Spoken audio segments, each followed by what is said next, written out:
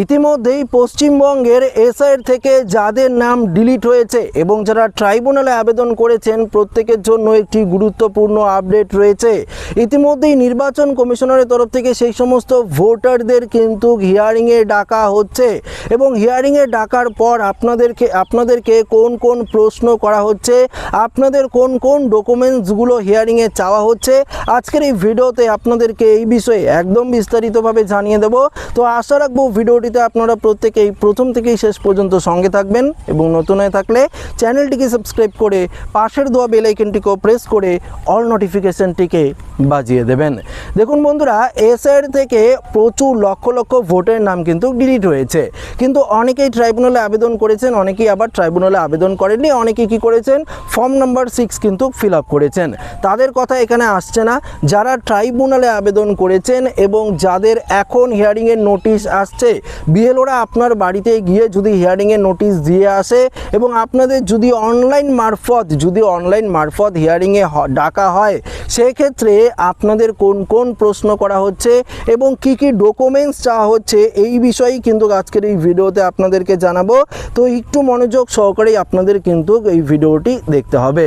দেখুন, এখানে পরিষ্কারভাবে বলে দেওয়া হয়েছে, যদি আপনাদের এসআইআরের ট্রাইব্যুনাল থেকে যদি আপনাদের হিয়ারিংয়ে ডাকে, তাহলে বিশেষ করে কোশ্চেন করা হচ্ছে কি কি সেগুলো আপনাদেরকে জানিয়ে দিই।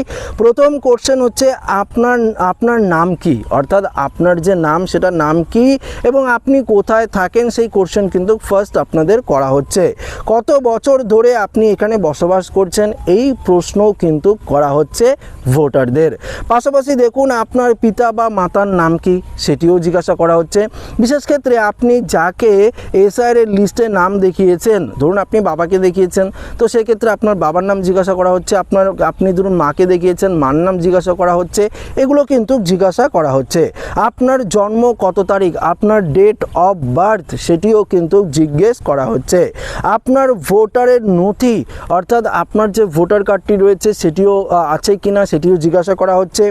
আপনি কি ভারতীয় নাগরিক, যদি হয়ে থাকেন অবশ্যই হ্যাঁ বলবেন। এই ধরনের কোশ্চেনও কিন্তু করা হচ্ছে। কেন আপনার নাম তালিকায় থাকবে, অর্থাৎ কেন আপনার নাম তালিকায় থাকবে? আপনি তো আপনার বাবার নামের সাথে লিঙ্কেজ দেখাতে পারেননি, আপনি তো আপনার মার নামের সাথে লিঙ্কেজ দেখাতে পারেননি, তাহলে কেন আপনার নাম তালিকায় থাকবে? এই ধরনের কোশ্চেনও কিন্তু আপনাকে করা হচ্ছে। দেখুন পরবর্তী, দেখুন এখানে বলছে কি কি ডকুমেন্টসের প্রয়োজন, তারা কোন কোন ডকুমেন্টস চাচ্ছে আপনার কাছে। সেটি হচ্ছে ভোটার আইডি কার্ড, অবশ্যই আইডি চাইবে। পাশাপাশি আধার কার্ড, আপনার যে আধার কার্ড রয়েছে সেটিও কিন্তু চাওয়া হচ্ছে। জন্ম সনদ, প্রত্যেকটি ডকুমেন্টসের জেরক্স কিন্তু চাইছে।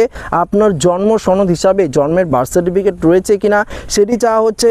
রেশন কার্ড, বাসস্থানের প্রমাণপত্র চাওয়া হচ্ছে। পিতা মাতার ভোটার আইডি কার্ড চাওয়া হচ্ছে এবং অন্যান্য প্রাসঙ্গিক নথি যদি আপনার থাকে সেগুলো কিন্তু এই হিয়ারিংয়ে কিন্তু চাওয়া হচ্ছে। নির্বাচন কমিশনের আধিকারিকরাই তো হিয়ারিং করছে, তাদের তরফ থেকে কিন্তু এই ডকুমেন্টসগুলো চাওয়া হচ্ছে। তো এবার বিষয়টা বুঝতে পারলেন, এই যে 27 লক্ষ ভোটার যারা ট্রাইব্যুনালে আবেদন করেছেন, আমি তো বারবার আপনাদেরকে আপডেট দিচ্ছি এবং পরিষ্কার দেখিয়েও দিচ্ছি যে আপনার নামটি ট্রাইব্যুনাল থেকে পেন্ডিং রয়েছে না ইনক্লুডিং ই রোল রয়েছে, সেগুলো তো আপনাদেরকে আপডেট দিয়ে দিচ্ছি। যদি আপনার নাম পেন্ডিংয়ে থাকে এবং যদি আপনার নামে কোনো আবারও হিয়ারিংয়ের নোটিশ জারি হয়ে থাকে, অবশ্যই আপনি যাবেন নির্দিষ্ট ব্লক অফিস, যেখানে থাকে নোটিশে লেখা থাকবে আপনাদের কোথায় যেতে হবে। তো ভিডিও কলের মাধ্যমেও যদি আপনার হিয়ারিংটা হয়, সেক্ষেত্রে কিন্তু অবশ্যই আপনাকে এই কোশ্চেনগুলোর মুখোমুখি হতে হবে এবং বিশেষ করে যে নথিগুলো বললাম আগে থেকেই আপনারা সেই সমস্ত নথিগুলো কিন্তু অ্যারেঞ্জ করে রেডি রাখবেন। সেই নথিগুলো কিন্তু আপনাদেরকে সেখানে প্রডিউস করতে হবে, এমনটাই কিন্তু আমরা আপডেট পেয়েছি, যেটা আপনাদেরকে এই ভিডিওতে দিয়ে দিলাম। তো আশা রাখবো ভিডিওটি প্রত্যেকের ভালো লেগেছে। ভিডিওটি ভালো লাগলে লাইক করবেন, আমাদের সাথে শেয়ার করবেন, নতুন হয়ে থাকলে চ্যানেলটিকে সাবস্ক্রাইব করে আমাদের সঙ্গে জুড়ে থাকবেন। ধন্যবাদ।